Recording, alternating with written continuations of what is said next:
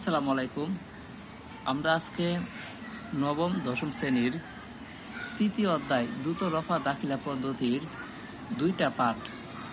একটি হচ্ছে দ্রুত রফা দাখিলা পদ্ধতি, আরেকটি হচ্ছে একতরফা দাখিলা পদ্ধতি। আজকে আমাদের পড়া হচ্ছে একতরফা দাখিলা পদ্ধতি। একতরফা দাখিলা পদ্ধতি পদ্ধতি এই অধ্যায়ের মধ্যে মাত্র তিনটি সূত্র আছে। কয়টি সূত্র আছে? মাত্র তিনটি সূত্র আছে। আমি যদি দেখি একটি হচ্ছে প্রারম্ভিক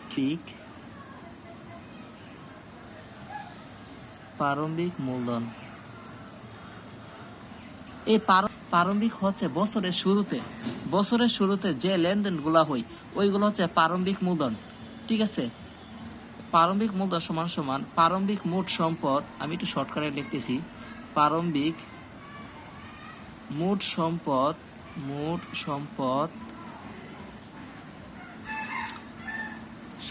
প্রারম্ভিক মোট সম্পদ মাইনাস প্রারম্ভিক মোট দায়। একটু এদিকে লিখতেছি, প্রারম্ভিক মোট দায়। আচ্ছা, যাই হোক, তো এখানে হচ্ছে প্রারম্ভিক মোট দায়। আমাদের সূত্রটি হচ্ছে প্রারম্ভিক মূলধন সমান সমান প্রারম্ভিক মোট সম্পদ মাইনাস প্রারম্ভিক মোট দায়। প্রারম্ভিক মূলধন প্লাস প্রারম্ভিক মূলধন সমান সমান প্রারম্ভিক মোট সম্পদ মাইনাস প্রারম্ভিক মোট দায়। প্রারম্ভিক মোট দায়। আশা করি বুঝতে পারছেন। এখন এই প্রারম্ভিক মূলধনগুলা কোথা থেকে চলে আসবে এই সূত্র। এখন প্রশ্ন মধ্যে দেওয়াই থাকবে প্রারম্ভিক বছরের শুরুতে 1 জানুয়ারি 1, অথবা মানে বছরের শুরুতে দেওয়া হয়ে থাকবে। ঠিক আছে, যেগুলা বছরের শুরুতে যেগুলা নিয়ে আমরা লেনদেন করি ওইগুলো হচ্ছে প্রারম্ভিক মূলধন। ওই প্রারম্ভিক মোট সম্পদ হবে, না হয় প্রারম্ভিক মোট দায় হবে। আশা করি বুঝতে পারছেন। আমাদের দ্বিতীয় সূত্রটি হচ্ছে সমাপনী মূলধন। সমাপনী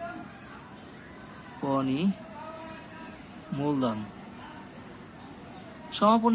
সমান সমান সমাপনী মোট সম্পদ মাইনাস সমাপনী মোট দায়। এখন সমাপনী মূলধন আসলে কি? সমাপনী মূলধন হচ্ছে বছরের শেষে যে লেনদেনগুলো হয় ওইগুলো হচ্ছে সমাপনী মূলধন। বছরের শেষে যে লেনদেনগুলো হয় ওইগুলো হচ্ছে সমাপনী মূলধন। অবশ্যই আপনারা জানবেন বছরের শুরুতে হয় জানুয়ারি 1 এবং সমাপনী মূলধন হয় 31 ডিসেম্বর।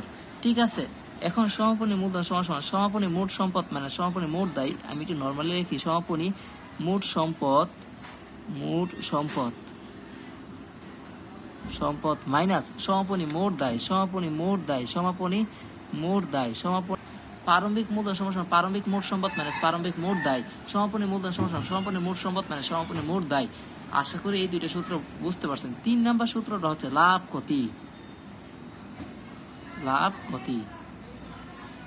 ক্ষতি তো অবশ্যই আপনারা বুঝেন। একটি ব্যবসায় পরিচালনা করার ক্ষেত্রে অনেক সময় ব্যবসার মধ্যে লাভ হয়। লাভ হলে লাভ এবং ক্ষতি। ব্যবসায় পরিচালনা করার সময় আপনি যে আসল টাকা থেকে যে আপনি কম টাকা অর্জন করছেন তাহলে আপনার ক্ষতি, এবং অতিরিক্ত হলে লাভ। এখন লাভ ক্ষতি এর সূত্র একটি আছে।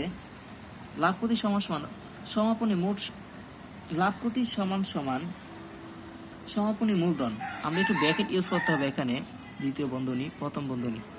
সমাপনী মূলধন আমি একটু সংক্ষেপে লিখি। সমাপনী মূলধন আপনারা একটু বুঝে নেবেন। সমাপনী মূলধন প্লাস উত্তোলন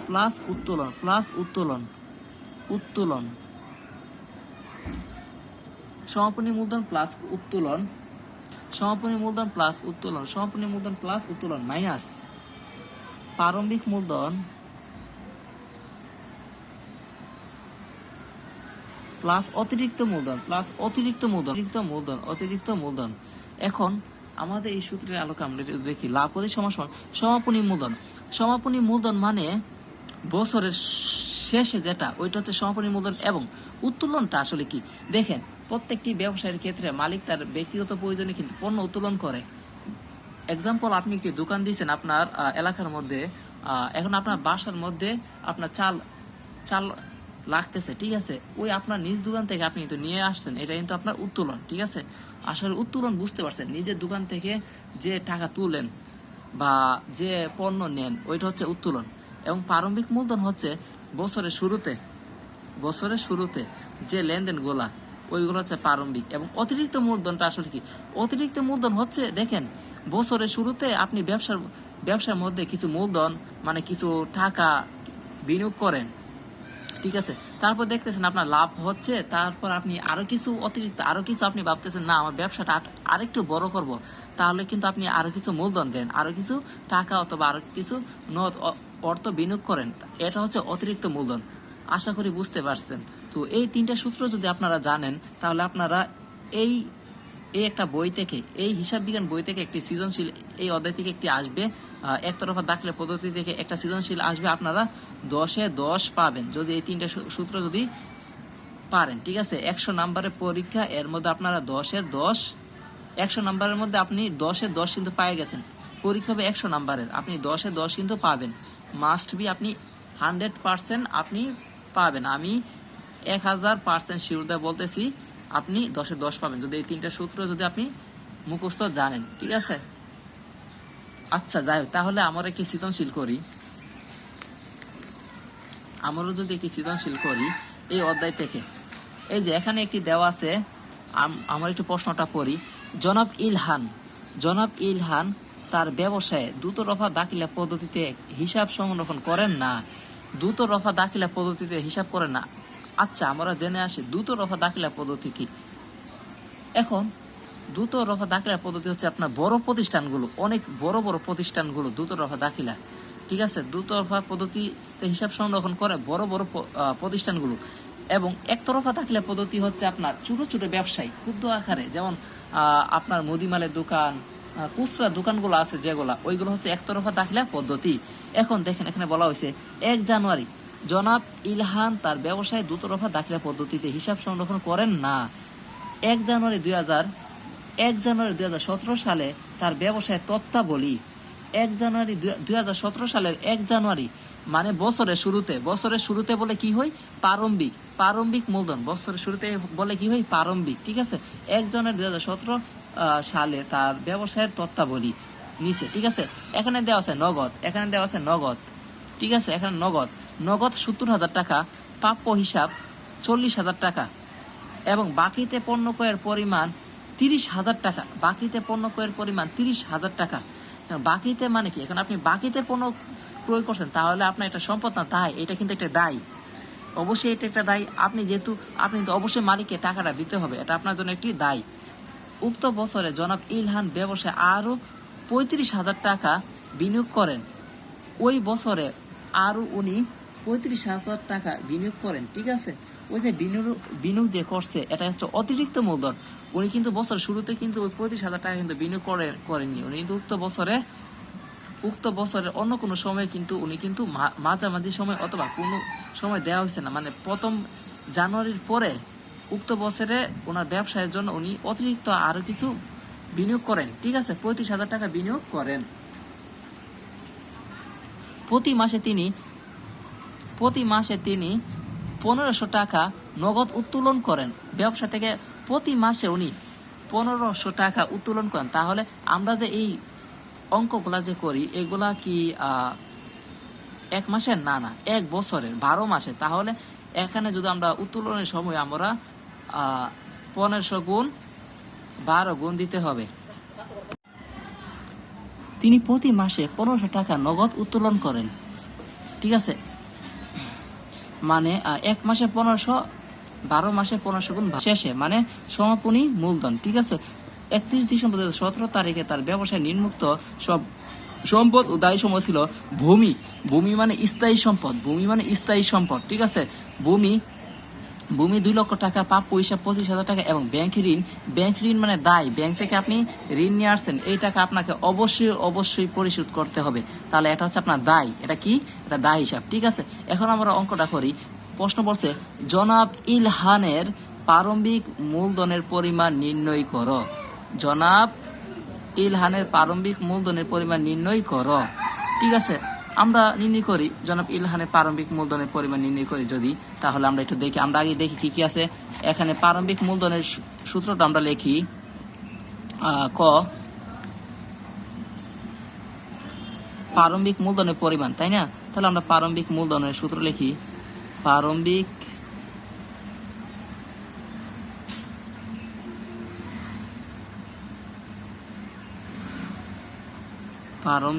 মূলধন সমান সমান প্রারম্ভিক মোট সম্পদ মাইনাস প্রারম্ভিক মোট দায়। কিছুক্ষণ আগে কিন্তু আমরা পরে আসছি। প্রারম্ভিক মোট সম্পদ মাইনাস প্রারম্ভিক মোট দায়। প্রারম্ভিক মোট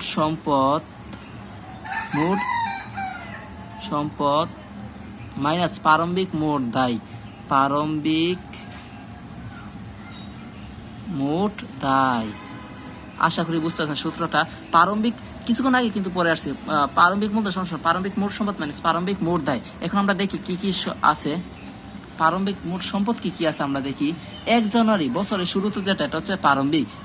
1 জানুয়ারি 2017 সালে তার ব্যবসায়ের তত্ত্বাবলী নগদ 70,000 টাকা, প্রাপ্য হিসাব 40,000 টাকা এবং বাকিতে পণ্য ক্রয়ের পরিমাণ 30,000 টাকা। এটা হচ্ছে প্রারম্ভিক মোট দায়। তাহলে প্রারম্ভিক মোট সম্পদ নগদ প্রাপ্য হিসাব নগদ 70,000 টাকা, প্রাপ্য হিসাব 40,000 টাকা। তাহলে প্রারম্ভিক মোট সম্পদ কি কি আছে? নগদ প্লাস প্রাপ্য হিসাব, ঠিক আছে? এটা হচ্ছে প্রারম্ভিক এবং প্রারম্ভিক সম্পদ এবং প্রারম্ভিক মোট দায় কি আছে। এবং বাকিতে পণ্য ক্রয়ের পরিমাণ 30,000 টাকা। বাকিতে আপনি যেহেতু পণ্য ক্রয় করছেন, তাহলে এটা কি? এটা আপনার জন্য একটা দায়। আপনি ওই দোকানদারকে, ওই পাওনাদারকে আপনাকে দিতে হবে। তাহলে আপনার এখানে যদি লেনদেনটা কি আসে, জাবেদাটা যদি বলি ক্রয় হিসাব ডেবিট, পাওনাদার হিসাব ক্রেডিট। পাওনাদার হিসাব পদে হিসাব কিন্তু একই কথা। তাহলে আমরা এখানে পাওনাদার দিই, পাওনাদার, ঠিক আছে? মানে আপনার থেকে আপনার পাওনাদার পাবে কত টাকা? দায় 30,000 টাকা। নগদ 70, প্রাপ্য হিসাব 40 এবং দায় 30,000 টাকা। নগদ 40,000 টাকা, প্রাপ্য হিসাব নগদ 70,000 টাকা, এটা 70,000, ঠিক আছে? প্রাপ্য হিসাব 40,000 টাকা এবং দায় কত? দায় আপনার 30,000 টাকা, 30,000 টাকা। তাহলে 70 আর 10,000 কত? 40,000, 1,10,000, 1,10,000 মাইনাস 30,000, 1,10,000 থেকে 30,000 চাইলে উত্তর হবে কত? 1,10,000 থেকে 30,000 যদি মাইনাস হয়, উত্তর হবে 1,80,000, শুধু 80,000। তাহলে প্রারম্ভিক মূলধনের পরিমাণ কত? 80,000 টাকা। তাহলে আপনি এখানে 2 পেয়ে গেছেন, ঠিক আছে? আশা করি বুঝতে পারছেন। এখন আমাদের দ্বিতীয় প্রশ্নটা বলছে জনাব ইলহানের সমাপনী মূলধনের পরিমাণ নির্ণয় করো। জনাব ইলহানের সমাপনী মূলধনের পরিমাণ নির্ণয় করো। তাহলে সমাপনী মূলধনের সূত্র তো আমরা অবশ্যই জানি। সমাপনী মূলধন সমান সমাপনী মোট সম্পদ মানে সমাপনী মোট দায়, ঠিক আছে? এখন আমরা আগে সূত্রটা লিখি। যদি লিখি সমাপনী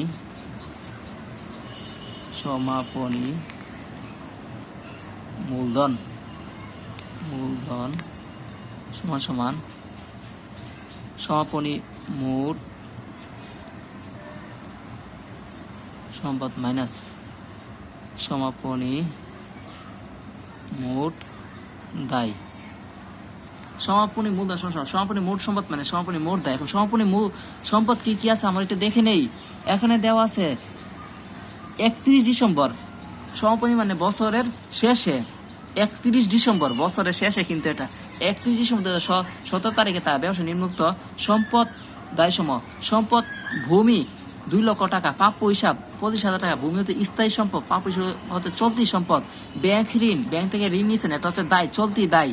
তাহলে ভূমি প্রাপ্য হিসাব সমাপনী মোট সম্পদ হচ্ছে ভূমি যোগ প্রাপ্য হিসাব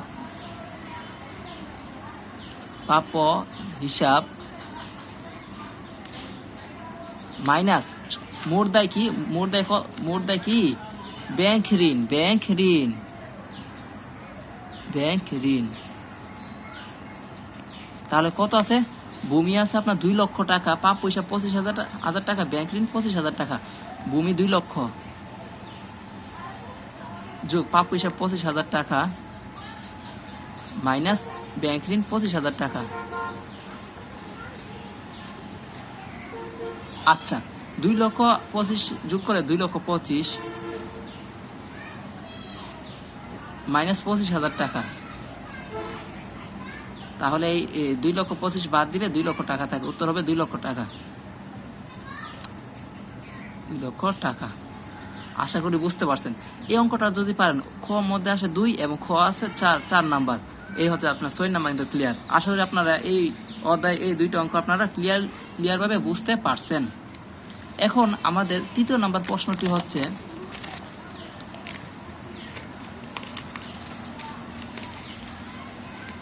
তৃতীয় নাম্বার যদি প্রশ্নটা একটু আমরা দেখি, তাহলে কিন্তু এখানে বলা আছে প্রারম্ভিক মূলধনের পরিমাণ 90,000 টাকা ধরে। এখানে কি কইছে? প্রারম্ভিক মূলধন। আমরা কিন্তু আচ্ছা আমরা আগে সূত্রটা লিখি, তাহলে বুঝবেন ক্লিয়ার ভাবে। আমরা যদি একটু সূত্রটা যদি একটু লিখি তাহলে, আচ্ছা এখন আমরা লাভ ক্ষতি, ঠিক আছে, লাভ ক্ষতি সমান সমান, আমরা সূত্রটা যে কিভাবে পড়েছিলাম মনে আছে? সমাপনী মূলধন, সমাপনী মূলধন, সমাপনী মূলধন প্লাস উত্তোলন, প্লাস উত্তোলন, প্লাস উত্তোলন, সমাপনী মূলধন প্লাস উত্তোলন, ঠিক আছে, সমাপনী মূলধন প্লাস উত্তোলন মাইনাস প্রারম্ভিক মূলধন, প্রারম্ভিক মূলধন প্লাস অতিরিক্ত মূলধন, অতিরিক্ত মূলধন, অতিরিক্ত মূলধন, দ্বিতীয় ব্র্যাকেট দিবেন, ঠিক আছে। এখন আমরা লাভ ক্ষতি সূত্রটা হচ্ছে সমাপনী মূলধন যোগ সমাপনী মূলধন প্লাস উত্তোলন মাইনাস প্রারম্ভিক মূলধন প্লাস অতিরিক্ত মূলধন। এখন সমাপনী মূলধন আমাদের ক নাম্বারে কত টাকা আসছিল? 2 লক্ষ টাকা, 2 লক্ষ টাকা আসছিল, তাই না? 2 লক্ষ প্লাস উত্তোলন। এখন উত্তোলন কত টাকা? এখানে কিন্তু বলা হয়েছে প্রতি মাসে, দেখেন প্রতি মাসে 1200 টাকা 1500 টাকা উত্তোলন করে, তাহলে প্রতি বছর কত টাকা উত্তোলন করবে? 12 গুণ 15, 1500 গুণ 12, এইটার সাথে এটা গুণ যদি করি 1500 গুণ 12,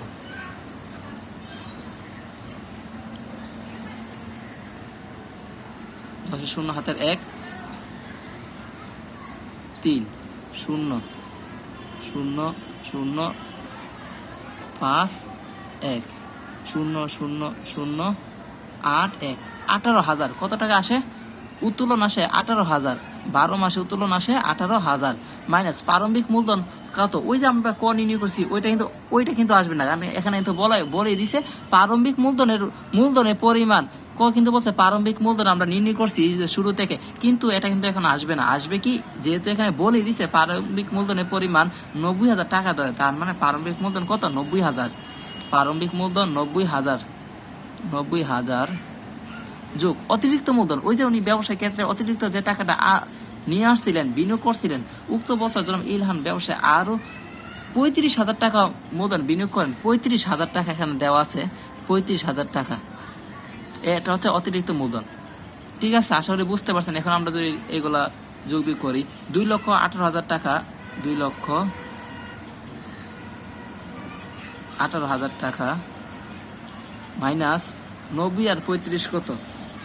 আমরা যদি এখানে একটু যোগ করে নেই, 90 এবং 35 কত? 90 এর সাথে 30 যোগ করলে 1,20,000, 1,25,000, তাই না? 1,25,000, 1,25,000। তাহলে 2,18,000 থেকে 1,25,000 যদি আমরা বিয়োগ দিই তাহলে কত টাকা আসে? আমরা এখানে একটু বিয়োগটা একটু করি। 2,18,000, 1 2 3, 1,25,000, 1 2 3 মাইনাস 0 0 0, 8 থেকে 5 গেলে 3, 11 থেকে 2 গেলে 9, 1 থেকে 0, তাহলে 93,000 টাকা। উত্তর আসে 93,000 টাকা। আশা করি বুঝতে পারছেন। এখন আপনার 4 4 পাইছেন, তাহলে আপনার গ 4, খ 4 এবং ক হচ্ছে 2, আপনার 10 কিন্তু ক্লিয়ার। আশা করি এইখান থেকে আপনাদের 10 মার্ক ক্লিয়ার। এই